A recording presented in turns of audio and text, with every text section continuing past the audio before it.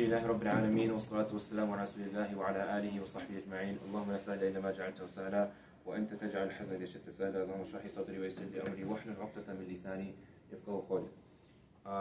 So, Assalamu alaikum wa rahmatullahi wa barakatuh. Inshallah, before we start with this week's hadith, real quick, I just want to mention from last week's hadith where we discussed about how the blood of a Muslim is halal, it is haram actually, except in three situations. So in these three situations, the blood of Muslims is actually halal. The first one was al-thayyib al-zani, for lack of in-depth explanation, the one who commits adultery. And then the second one, an-nafsu bin-nafs, that someone who kills someone else, so a soul for a soul. And then the last one was at-tariku li-dinihi al-mufariqu lil-jama'ah, so the person who leaves their deen, who apostates, who is a Muslim then becomes non-Muslim, and separates from the jama'ah. So that was last week's hadith. Before I get into this week's hadith, I'm sure most of you guys saw the message I sent in the group chat, for those who are in the group chat. I want to make sure everyone's clear on like the morality perspective from last week's hadith, understanding that this is part of Islam, and being comfortable with that being part of Islam. Because that's also very, very important.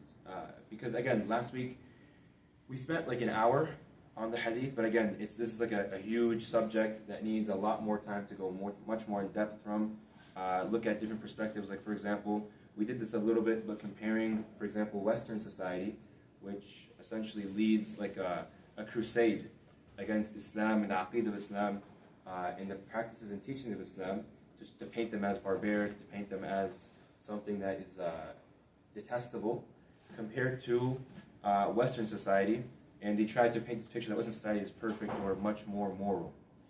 So that's one thing. And then also, for example, comparing liberal ideology to Islamic ideology, comparing these two things. Does liberalism really have this, is it really true to its core, its quote-unquote call of freedom and human rights, etc.? So there's a lot of different angles to analyze this subject from, but I want to make sure before we get into this hadith, does anyone have questions, comments, anything they were thinking about, or anything maybe, like even if there's nothing wrong with saying that, this is a big subject that was hard to understand, or for example, you're uncomfortable with that idea, etc. Or maybe you have a question about the details to do with any of these three situations. So any questions or comments on that? Anything? Sure. Go ahead, yeah. One of the things that you mentioned was the reason for these hajj are that not necessarily to implement them, but to kind of stop the action from even happening in the first place, right?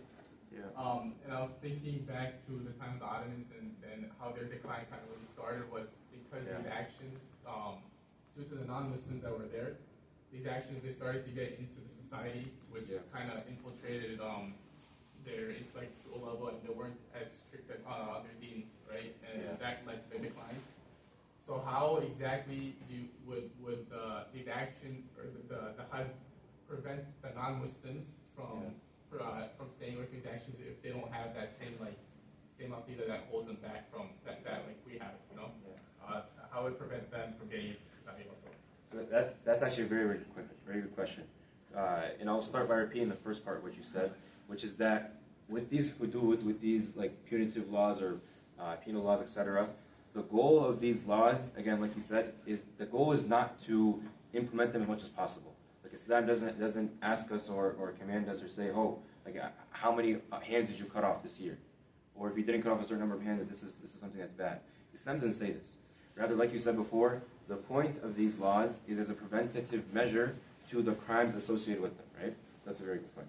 And now from the perspective of a non-Muslim, because again, they don't have the aqeedah of Islam, the society of Islam is built off of Muslims who fear Allah subhanahu wa ta'ala, and taqwa is essentially what rules society. So what keeps people in check, yes, there's laws, but also the taqwa of Allah subhanahu wa ta'ala is what keeps Muslims away from crimes. And that's why we see in history again, Muslims will, in the Sahaba, will go out and confess to a crime, although there weren't even the number of witnesses required for that crime for them to get the had, they would go request the had to be implemented upon them because they want that forgiveness from Allah subhanahu wa ta'ala. They want to be punished in the dunya, not in the akhirah. Now, the non-Muslim perspective is, of course, different, right? Because he doesn't adopt the Aqeedah of Islam, so he doesn't believe in Islam, so it's not going to push, this taqwa of Allah subhanahu wa ta'ala is not going to push him away from crimes. From the non-Muslim perspective, when you have these laws, it works the same way as like us, for example, in this land or in any other lands. You don't necessarily believe in these laws, and actually also you don't believe in the foundation of where these laws are coming from. That contradicts your Islam completely. But you follow these laws because you're trying to avoid the punishment for them. So a non-Muslim, these punishments will push him away from committing these crimes. Now, also another perspective to consider, right? Again, this is why Islam, when we say that, like the ayah we mentioned last week, أَفَحُكْمَ الْجَاهِلِيَّةِ يَبْغُونَ وَمَنْ أَحْسَنَ مِنَ اللَّهِ حُكْمًا يَقُومُ يُوقِنُونَ. For those who contemplate on this ayah, when it mentioned in the beginning, is it the judgment of Jahiliyyah that they want, and like pre-Islamic ignorance, and who is a better judge than Allah subhanahu wa ta'ala for people who have sure iman, yaqeen? The reason why it says that is because you understand that when Islam is applied completely, it gives you this society that thrives on all different perspectives. So one thing to consider to answer your question is that a non-Muslim, when he sees other Muslims avoiding these certain things, and he sees the way they act towards these laws, like for example, we mentioned a longer story, I'm not going to repeat it, from last week, of Muslims standing up for other Muslims and taking their spot to wait for that Muslim to come back and receive the punishment for what he did, and then of course that person being forgiven by the family, right?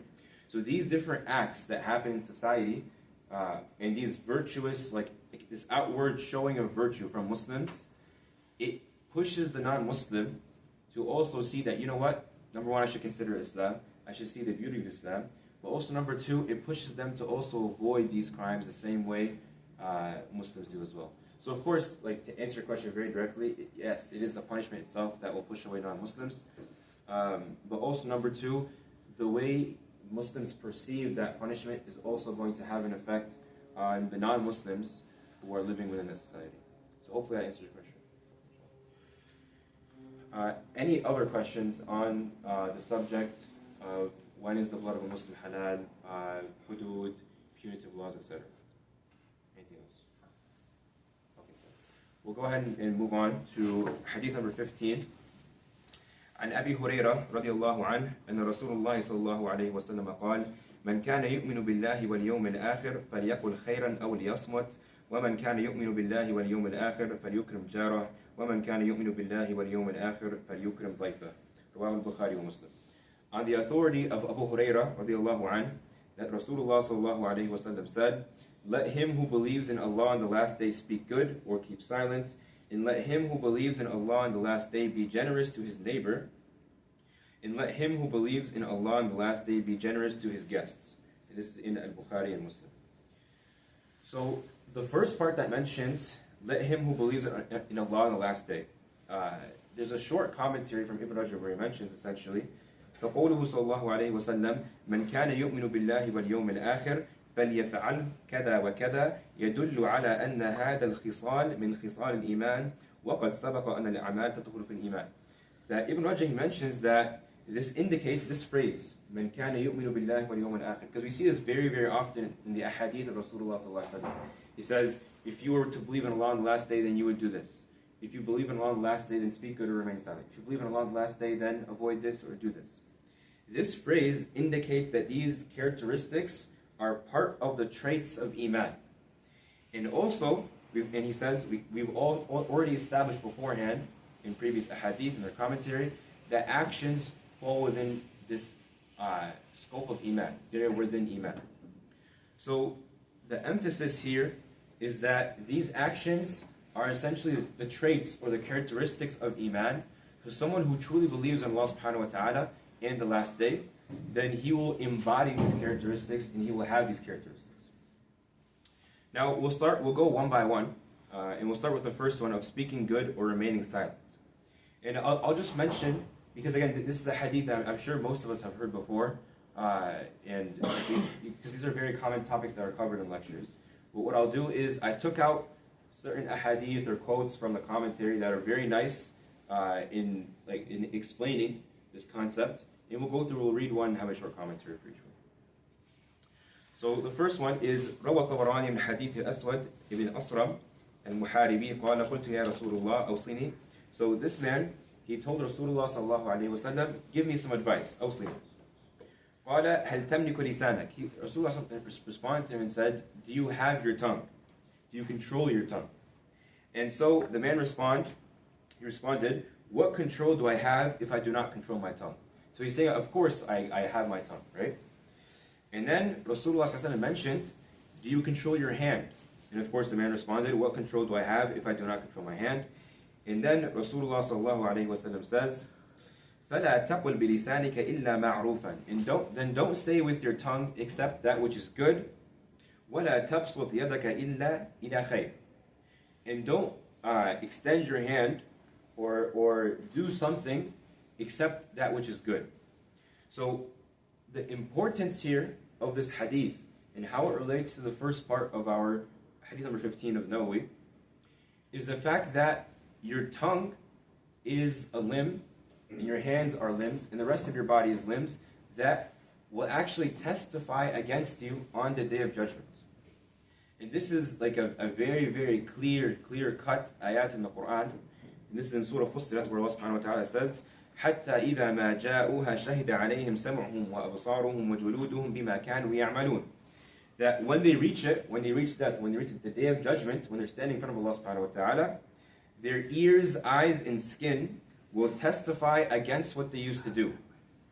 So imagine your own limbs testifying against you, your own tongue saying, yeah, this person said 1, 2, 3.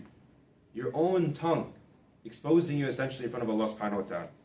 And in the next ayah it says, وَقَالُوا لِجُلُودِهِمْ لِمَا شَهِدْتُمْ عَلَيْنَا. And these people, when this is occurring, they're going to speak to their limbs and tell them, why are you being a witness against myself? قالوا أنطقنا الله الذي أنطق كل شيء وهو خلقكم أول مرة وإليه ترجعون. That Allah subhanahu wa ta'ala is the one who requested us to speak. Allah subhanahu wa ta'ala made us speak, the one who causes all things to speak, and He is the one who created you for the first time, and to Him you are bound to return. So this is the response of your own limbs, of your own tongue, of your own hands, responding to you, telling you that Allah subhanahu wa ta'ala requested us to speak, He made us speak, so we will testify against you about what you used to do. And the next ayah is a very scary ayah. It says, وَمَا كُنْتُمْ تَسْتَتِرُونَ أَنْ يَشْهَدَ عَلَيْكُمْ سَمْعُكُمْ وَلَا أَبْصَارُكُمْ وَلَا جُلُودُكُمْ وَلَكِنْ ظَنَنْتُمْ أَنَّ اللَّهَ لَا يَعْلَمُ كَثِيرًا مِمَّا تَعْمَلُونَ. That you did not تَسْتَتِرُونَ. If we take the word sutra is like to cover something, or like a veil. وَمَا كُنْتُمْ تَسْتَتِرُونَ. That you did not used to even think to hide yourselves from your limbs. So if you think about this for a second, that everyone here has eyes, ears, skin, etc.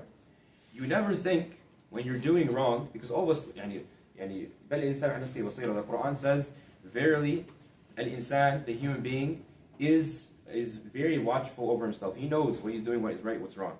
وَلَوْ أَلْقَى مَعَاذِيرًا. That even if he gives excuses for himself out loud, he speaks excuses, he knows about himself what he's doing, what's right and what's wrong. So if you think about it, this ayah is saying that you never even thought to hide from yourself, meaning to hide your own actions from your eyes, ears, and skin, and the rest of your body, so that it wouldn't testify against you on the Day of Judgment. So obviously this is like a rhetorical phrase or a rhetorical question from Allah subhanahu wa ta'ala. There's no physical way for you to hide from yourself, right? Your hands, quote unquote, see what you do. Your eyes see what you do. Your ears see what you do. They're always with you. So there's no way, it's not physically possible for a human being to hide these things from their limbs. What Allah subhanahu wa ta'ala is saying is that, and of course He ends the ayah with that rather you assume that Allah subhanahu wa ta'ala did not know much of what you used to do. That even the person who assumes that Allah subhanahu wa ta'ala or believes that Allah subhanahu wa ta'ala is not watching him, right? Riyadu billah, of course, right? That even then, your own limbs are watching over you. So think about how scary that is. وَمَا كُنْتُمْ تَسْتَتِرُونَ. And you never even thought for a second to hide from your own body what you used to do. And then later in this page, Allah subhanahu wa ta'ala mentions وَقَيَّضْنَا لَهُمْ قُرَنَاءَ فَزَيِّنُوا لَهُمْ مَا بَيْنَ أَيْدِيهِمْ وَمَا خَلْفَهُم وَحَقَّ عَلَيْهِمُ الْقَوْلُ. In that we sent to them Qurana. The Qurana is translated as evil associates. So essentially, Allah subhanahu wa ta'ala sends to this person who has gotten to a point where he's not even turning to Allah subhanahu wa ta'ala in repentance. He's justifying his own evil actions. He's giving excuses for himself, and he's continuing upon his path. Allah subhanahu wa ta'ala sends him people who decorate his evil actions.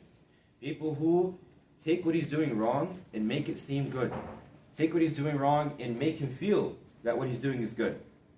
So this perspective is unbelievably important, because if you look at this idea of speaking good or remaining silent, there's multiple ways to look at this. That yes, of course, this means that the individual themselves, they should say something that is good. Otherwise, remain silent. Say something that pleases Allah subhanahu wa ta'ala, or remain silent. But if you look at from a different perspective, the person who speaks bad, you're not just harming yourself, because that's what we think instantly, that if I speak bad, or if I say something that displeases Allah subhanahu wa ta'ala, then I'm harming myself. But in reality, look how Allah subhanahu wa ta'ala uses the ones who speak bad, evil associates, to decorate for other people who have a sickness in their heart to make it seem that what they're doing is good. So not only when you speak bad are you doing bad, not only are you sinning, but you're helping others in sin.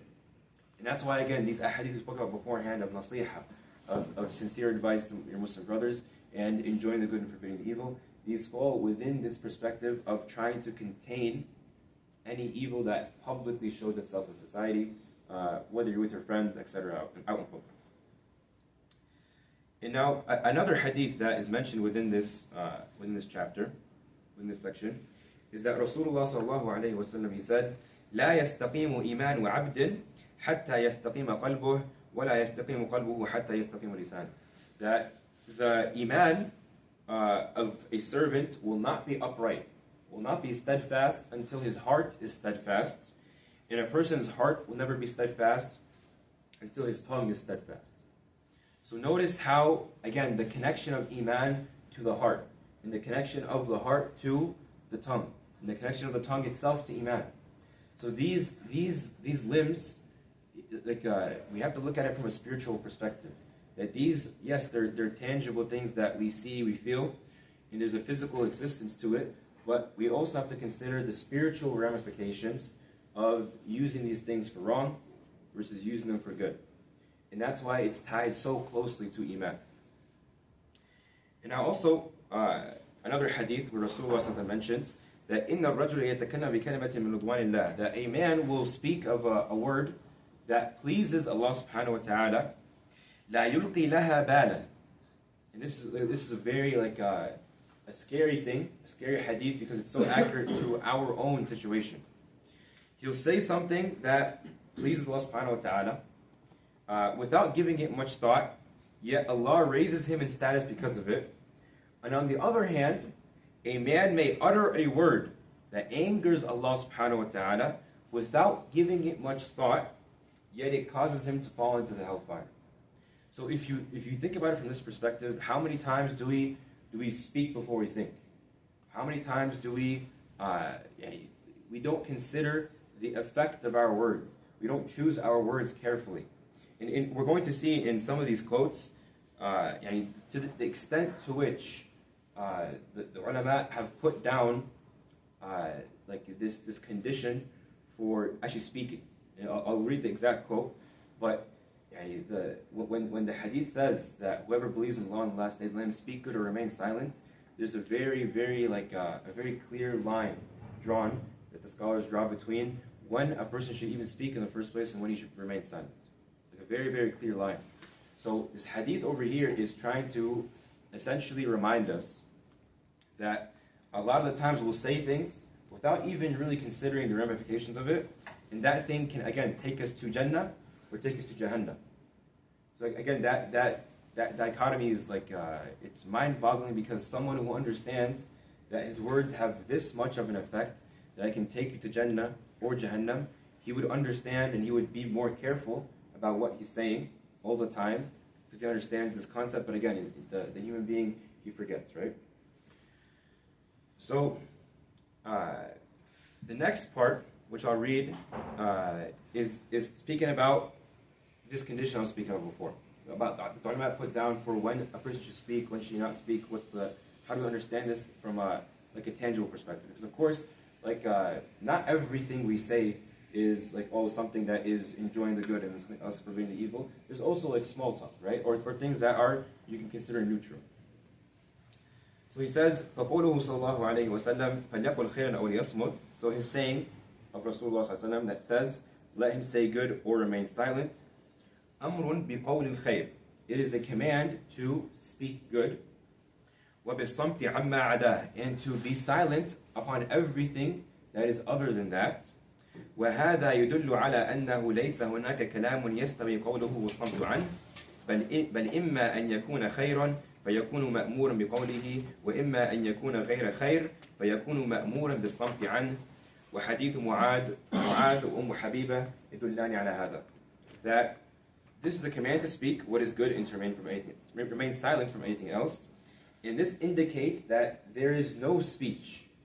This indicates that there is no speech that is equal in value between speaking and remaining silent. Rather, it is either something good, in which case one is commanded to say it, or it is not something good, in which case no one is commanded to remain silent about it. In which case one is commanded to remain silent about it. And the hadith of Mu'adh and Habiba are an evidence for this. So, the point of this quote is that it's literally taking every, look how deep this concept is. It's taking every single thing we say, every single letter that comes out of our mouth, and categorizing it as good, meaning you should say it, or as bad, and you should remain silent.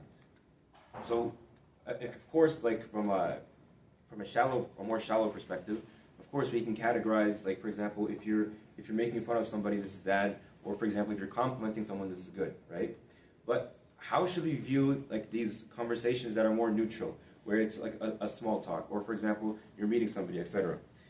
Those kind of conversations, we should look at it from the perspective of, I'm looking to, for example, if you haven't seen someone in a long time and you're asking them how was his day, how was his classes, how was his exam, etc., etc. These kind of things, these are actually good things to say. So we shouldn't have the perspective that, these are things that we won't get rewarded for, or these are quote-unquote neutral, again in quotes. These are good things to say. Why? It's because you're speaking to that person, you're maintaining the relationship, you're maintaining the companionship, and again, you're building this friendship with the person in front of you. So even these phrases that we see as neutral, again, it falls in this category of good, and then what's other than that can also fall in the category of bad. So someone might be, for example, and to make the example more clear, someone might be saying the same thing, like you're having small talk with someone, but in your heart, you're speaking it out of, you're asking these questions out of, for example, you're trying to be very intrusive. For example, you're asking them, where did you go? What did you do over there? Did you do this? Did you do that? And the person is getting a little annoyed, for example. Or the person feels that you're essentially intruding into his private life. Then that will be something that, again, would be something that you need to remain silent about. So even though what you're saying isn't specifically haram, asking someone, where did they go? What did you do? What did you do on vacation, etc. This isn't haram, but because you're causing a haraj for the other person, you're causing an uncomfortableness, or you're intruding into the other person, that person's being harmed by it, then that would fall under the category of haram. You need to remain silent upon that. So again, the quote is very clear. Everything we say is either good or something that we should have remained silent about. So that by itself is a point of reflection to think about, that we have to categorize everything we say, everything we of course do as well, as either good or bad, and try to put it in that way. Now, the next hadith is a very interesting one. It says, مَا جَلَسَ قَوْمٌ مَجْلِسًا لَمْ يُذْكِرُ اللَّهُ فِيهَا.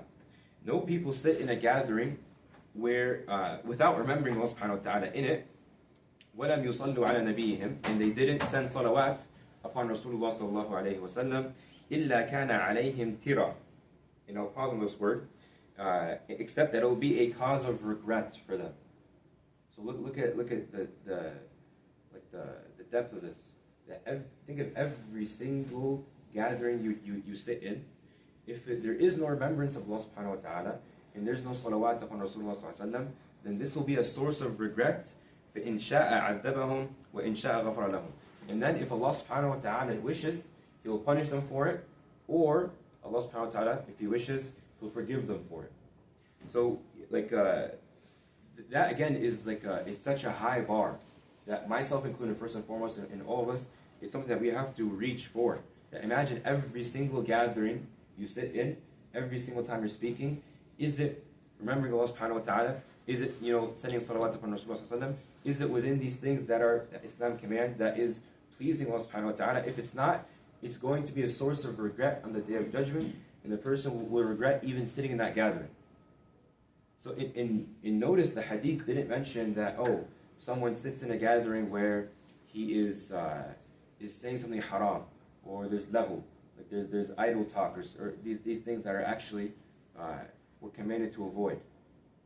It's saying if you sit in a gathering and there is no remembrance of Allah subhanahu wa ta'ala, you don't mention Allah subhanahu wa ta'ala, you don't mention Rasulullah sallallahu alaihi wasallam, even if you didn't say anything specifically haram in there, that will be a source of regret for you.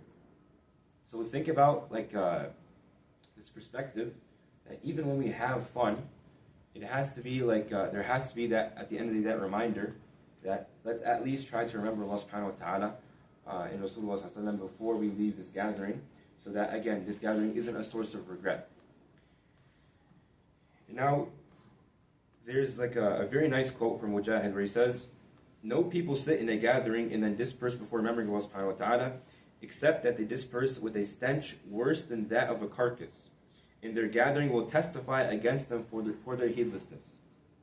But when people sit in a gathering and remember Allah subhanahu wa ta'ala before they disperse, they will not disperse except with a fragrance better than the scent of musk, and their gathering will testify in their favor for their remembrance of Allah subhanahu wa ta'ala." And this perspective of, again, we spoke before about how your own limbs will testify against you on the Day of Judgment. Imagine now, you can't even imagine it. The gathering itself is going to either testify for you or against you. So again, this perspective of understanding, of ihsan, to worship Allah subhanahu wa ta'ala as if you see Him, because if you don't see Him, then understand Allah subhanahu wa ta'ala sees you. This is the application of it, which is understanding that Allah subhanahu wa ta'ala will have everything thrown in front of you, everything you've ever done in your entire life, and you'll be asked about every single one of it, and there'll be a witness for every single one. So even if you attempt to deny something, Allah subhanahu wa ta'ala will show you with clear proof that this is what happened. And this reminds us of the ayah where Allah subhanahu wa ta'ala says, اقترب للناس حسابهم وهم في غفلة معرضون, that the time of people's judgment, or the judgment day, the Day of Judgment, has drawn near, yet they are heedlessly turning away. ما يأتيهم من ذكر من ربهم محدث إلا استمعوه وهم يلعبون. Whatever new reminder comes to them from their Lord, they only listen to it jokingly. لاهية قلوبهم. And we'll pause right here. With their hearts totally distracted. So Allah subhanahu wa ta'ala is essentially saying, and this is the Quran that is going to be read until the Day of Judgment, that the people's time for judgment has come near, yet whenever remembrance comes to them, they listen to it as a joke, or if you notice the last part that I read, لاهية قلوبهم. So even if for example, you don't take it, you take it as something serious, etc., or for example, in that gathering where it's the remembering the Day of Judgment is mentioned, you take it as a serious thing, but for example, your heart is somewhere else. You're completely distracted by dunya. So the Quran paints for us a very clear picture about how the heart of a Muslim should be. And for example, when Rasulullah was asked about the time for the Day of Judgment, and this is in Surah Ahzab, he was commanded by Allah subhanahu wa ta'ala to say, لَعَلَّ السَّاعَةَ تَكُونَ قَرِيبًا, that you don't know when the Day of Judgment is going to come, and Allah subhanahu wa ta'ala says, and maybe the Day of Judgment is very near, maybe it's close. So Allah subhanahu wa ta'ala again never told anyone He didn't tell us or any of us when the Day of Judgment is, but he kept on emphasizing that it might be near. It might be near. And of course, we know the famous hadith, when he was asked about, the man asked him, the Prophet responded to him and said, what did you prepare for it? So the perspective of a Muslim, again, is what did I prepare for the Day of Judgment? How did I consider all these reminders and take them as actionable items? And this is very different from the non-Muslim perspective. And this is also in the Quran, where Allah says, إِنَّهُمْ يَرَوْنَهُ بَعِيدًا وَنَرَاهُ قَرِيبًا. That the kuffar, they see, for example, their time of death, or they see the end of their life, or the Day of Judgment, or the day they'll be held accountable for their deeds as far. وَنَرَاهُ قَرِيبًا. And the ones who have Iman in their hearts, they see it as very close.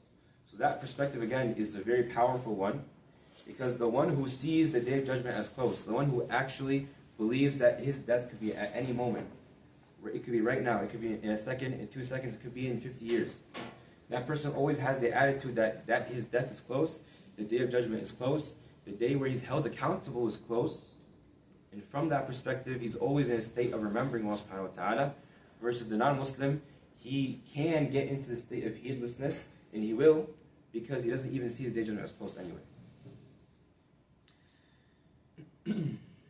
And again, like a quote that is very impactful is some of the Salaf used to say that the human being on the Day of Judgment, he will be shown all of his hours. So every single individual hour, every 60 minutes of your life will be shown to you. فَكُلُّ سَاعَةٍ تَمُرُّ بِابْنِ آدَمْ لَمْ يَذْكُرِ اللَّهَ فِيهَا تَتَقَطَّعُ نَفْسَهُ عَلَيْهَا. That every single individual hour that is presented to the son of Adam, where he didn't remember Allah subhanahu wa ta'ala in that hour, his like it mentions that his soul or his himself, like he'll really regret it. Like he will be in a heavy state of regret because of not spending that hour remembering Allah subhanahu wa ta'ala. Now, another, and this is the last point before moving on to the second and third category. The first one is a much longer one. The second and third one will go much quicker. But the last point to mention here is a statement of Umar al-Khattab radiallahu anhu, where he says, وَقَالَ عُمَرْ مَنْ كَثُرَ كَلَامَهُ كَثُرَ سَقَطُهُ. The person who excessively speaks, the person whose speech is excessive, and he speaks a lot, then his number of mistakes will also be huge. وَمَنْ كَثُرَ سَقَطَهُ كَثُرَ ذُنُوبُهُ. And the person who makes a lot of mistakes, then his dunub, his sins, will also be a lot. وَمَنْ كَثُرَ ذُنُوبُهُ كَانَتِ النَّارُ أَوْلَى بِهِ. And whoever his sins are huge, then the fire will be even more more important, or be more deserving of him. So if you consider this perspective, that speaking a lot is something that is it kills the heart, and this isn't something that that we came out of nowhere with, or that Umar al-Khattab radiallahu anhu, he himself came up with, right? In the hadith of Rasulullah sallallahu alaihi wasallam, he says, لا تكثر الكلام بغير ذكر الله. Don't increase in speech, don't be excessive in speech, except in the remembrance of Allah subhanahu wa ta'ala. فإن كثرة الكلام بغير ذكر الله يقسي القلب. This is a very important point. That excessive speech in anything other than remembering Allah subhanahu wa ta'ala, it makes the heart hard. وَإِنَّ أَبْعَدَ النَّاسِ عَنَ اللَّهِ الْقَلْبُ الْقَاسِي. And verily, the farthest heart from Allah subhanahu wa ta'ala is, the farthest person from Allah subhanahu wa ta'ala is the person with the hardest heart. So the consequence of speaking a lot, and again, this is why idle talk is so condemned in the Quran. And the traits of the ones who are righteous Muslims is that when they hear lahu, they turn away from this, right? This idle talk is condemned so much. Why? Because the person who excessively speaks, it makes his heart hard. The Prophet ﷺ is explicitly telling us this. And the person whose heart is hard, it will become essentially harder to remember Allah subhanahu wa ta'ala. Like if you think about it from a practical lens, and this will be our last point before moving on to the second point. From a practical lens, if you think about like before Ramadan, for example, or in times where you were you have a harder time remembering Allah subhanahu wa ta'ala. Like for example, if you were praying salah and the Imam, he took a longer time in salah. Imagine, for example. Like you might get annoyed. You might say, oh, why is he taking so long? Why is salah taking so long? And you might feel like those 5 minutes feel like an hour. It feels like a very long time. Versus someone else could have the same 5 minutes, the same salah, the same Imam, be praying right next to you, but he feels like it was short. He feels like this was it wasn't hard on him to stand for that 5 minutes. Or for example, in Ramadan right now, maybe it's hard to pray those 20 rak'ahs. Versus someone else, for him it's not something difficult. The reason why these things happen and they differ from person to person is because of the state of the person's heart. If the person is actively there in salah, if the person is not just actively there in salah, but refrains from idle talk outside of salah, refrains from things that make his heart hard, then that person will have an easier time in his ibadat that someone else who does not do that will have a harder time with. So the Prophet ﷺ, he's trying to tell us that to remember Allah subhanahu wa ta'ala, you have to have a soft heart. Because if you have a harder heart, then that person is engaging in idle talk, and that person will have a harder time in remembering Allah subhanahu wa ta'ala. Now, the second point that the hadith mentions is to be generous to your neighbor. And the first part that I'll mention is that the commentator mentions that, for indeed causing harm without due right is forbidden for everyone, but in the case of a neighbor, it is even more severely prohibited. So, in the case of someone having a neighbor, of course, if you harm anyone, this is something that, and again, without the right, without you actually having the right to harm someone, then this is something that's haram. But essentially, when it comes to the neighbor, this is levels and levels and levels of more haram. Like for example, it's mentioned in the commentary, for a man to steal from 10 houses is easier upon him. It's less of a sin upon him than to steal from his neighbor. So look at the position Islam gives to one's neighbor. And again, this isn't conditioned by Muslim or non-Muslim. This is the person he lives next to. So in this hadith, where Rasulullah essentially gives us a very clear perspective, that inshallah will make us practice this, because if we're being honest, this is a sunnah that's kind of lost these days, right? And again, it's not our fault specifically. It's not specifically our fault, but it's the fact that we live in a society where individualism is a very common thing. So for someone to, for you to go up to your neighbor and ask him, hey, let's have food together, or for you to be giving him food, for you to say good morning, or for you to say these smaller things, or to check up on him, these are things that they're actually strange. That's abnormal in this society. Someone who does that, that's actually someone who's gone above and beyond, who is being a good neighbor, quote unquote. Whereas Islam essentially takes that good neighbor bar that we have in current society and sets that as the minimum. So the hadith says, Imam Ahmad al-Hakim narrated from the hadith of Abu Hurairah, it was said, O Messenger of Allah, indeed so-and-so prays at night and fasts during the day, but she harms her neighbors with her tongue. He sallallahu alayhi wa sallam said, there is no good in her, she is in the fire. And it was said to him, so-and-so performs the obligatory prayers, fasts in Ramadan, and gives charity with small pieces of cheese, yet she does not harm anyone. He sallallahu alayhi wa sallam said, she is in paradise. And then another narration says, she's in paradise as long as she does not harm her neighbors with her tongue. So the point here is that this idea of being good to your neighbor is so important, and so heavy to the point that it could, again, outweigh, if you fall short in this responsibility, it could outweigh all of these things that we do of obligatory fasts, of salah, of siyam, of zakah, etc. So this perspective of being good to your neighbor is a very, very essential one in Islam, and it's not taken lightly at all. Now, the last part I want to mention on this section is a short hadith of Rasulullah where he mentions أول خصمين يوم القيامة الجاران. So أول خصمين يوم القيامة جاران. The first two who will be essentially you can call it a debate or disputants on the Day of Judgment will be the two neighbors. So if you think about that perspective, that the first ones to to be brought in front of Allah subhanahu wa ta'ala and to be asked to take the rights from each other will be the two neighbors. Which again is a scary thing to think about, right? Because in our current day and age, again, a lot of to our neighbors we see them as, oh, it's non-Muslims, or maybe if you live in a Muslim community it's different. But for example, I'm from a non-Muslim community. The neighborhood is full of non-Muslims, so you don't particularly think to go out of your way to check up on your neighbor, see if they're in need, invite them over, give them food, sweets, etc.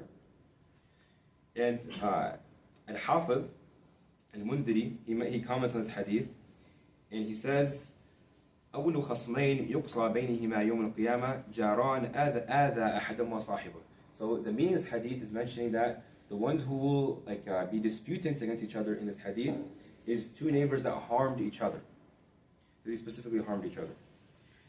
And اهتماما بشأن حق الجوار الذي حث الشرع على رعايته. That this is like an emphasis from Rasulullah mentioning that on the importance of taking care of your neighbor. And now the last section, which is to be generous to your guests. In here, just mentioning one hadith is going to I think be enough on this particular category, where Abu Huraira, this is a hadith of Abu Huraira, meaning this is a situation that occurred to him, and he's essentially responding to people who came to him. So Abu Huraira, he said, a man arrived at a people and sought their hospitality, but they did not host him. Feeling embarrassed, he stayed with them and invited them to his food, but they did not accept his invitation. So if we pause here, the rights of the person who's being hosted in Islam. So for example, if you have a guest, let's say, example, you have a traveler actually. A traveler walks into a city, that person has the right to be treated as a guest in the city. And Islam mentions that the guest, he has 3 days and 3 nights to sit in your house, to eat from your food, to be taken care of, and that is actually fard. So this is a very important point. That's an obligation upon you to take care of your guests for 3 days, and then anything after that, after those 3 days, that will be considered as charity, as sadaqah for you, but it's not required. So look at the extent that Islam says if you have guests or you have people who are in need of being hosted, like for example, I mentioned a traveler who comes into a city. These people it's their right upon you. Look how Islam puts stuff. It's their right upon you to be let into your house for 3 days and 3 nights.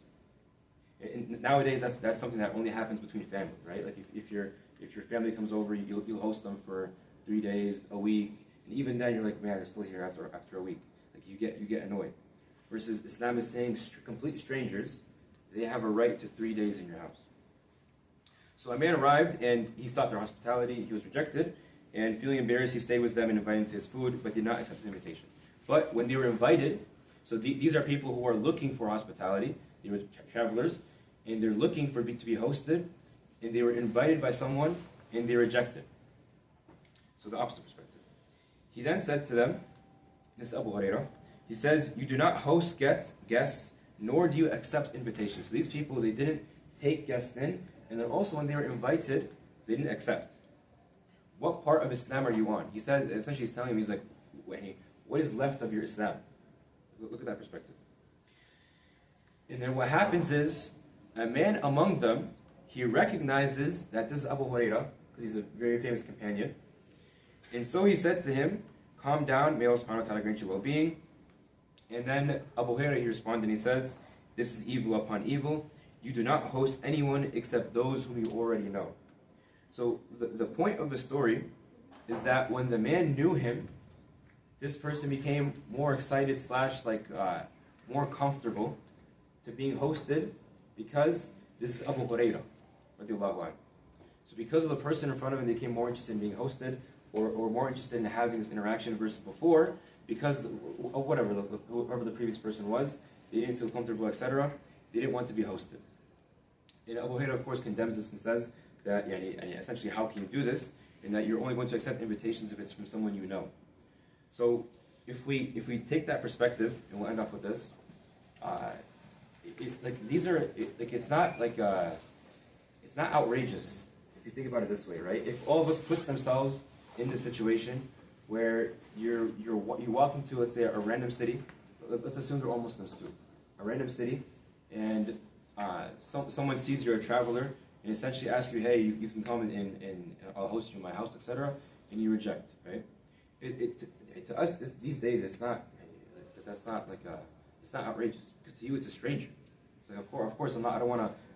I don't even at least have a mutual. Like, I don't at least know somebody who knows him, so therefore, I'll go to his house or I'll be hosted by him. So it's not like a very crazy thing these days to reject that, right?